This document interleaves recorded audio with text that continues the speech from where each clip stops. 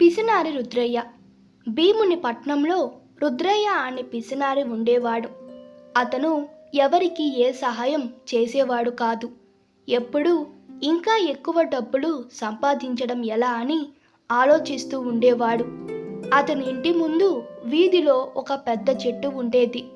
తన ఇంటి ముందు ఉండడం వలన ఆ చెట్టు కూడా తనదేనని భావించేవాడు రుద్రయ్య. ఒకరోజు ఆ ఊరికి కొత్తగా వచ్చిన సాంబయ్య దారిన పోతూ ఎండగా ఉందని రుద్రయ్య ఇంటి ముందున్న చెట్టు కింద విశ్రాంతి తీసుకున్నాడు.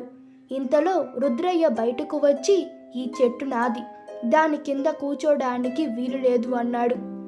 ఆ ఊరి వారు రుద్రయ్య గురించి సాంబయ్యకు ముందే చెప్పారు. అయితే ప్రత్యక్షంగా అతని ప్రవర్తనను చూసింది ఇప్పుడే.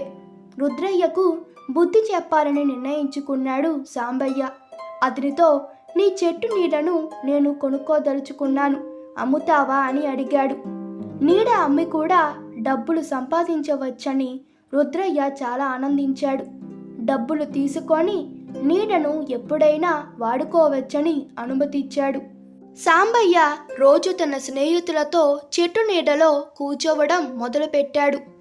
తన ఆవులను, మేకలను కూడా చెట్టుకు కట్టడం మొదలుపెట్టాడు. సాయంత్రం అయ్యేసరికి లేదా తెల్లవార సమయంలో చెట్టు నీడ రుద్రయ్య ఇంటి వాకిట్లో, కిటికీ గుండా ఇంటి లోపల కూడా పడేది. సాంబయ్య తన ఆవులను, మేకలను, స్నేహితులను రుద్రయ్య ఇంటి వాకిట్లోకి కూడా తీసుకురావడం మొదలుపెట్టాడు. నీడను అమ్ముకున్నాడు కాబట్టి రుద్రయ్య అతనిని ఏమి అనలేకపోయాడు. ఒకరోజు రుద్రయ్య ఇంట్లో ఏదో వేడుక జరుగుతుంది. రుద్రయ్య స్నేహితులు, చుట్టాలు చాలామంది వేరే ఊరు నుంచి వచ్చారు. రుద్రయ్య, మా ఇంట్లో వేడుక జరుగుతుంది, ఇక్కడికి నువ్వు ఎందుకు వచ్చావు, వెళ్ళు అన్నాడు.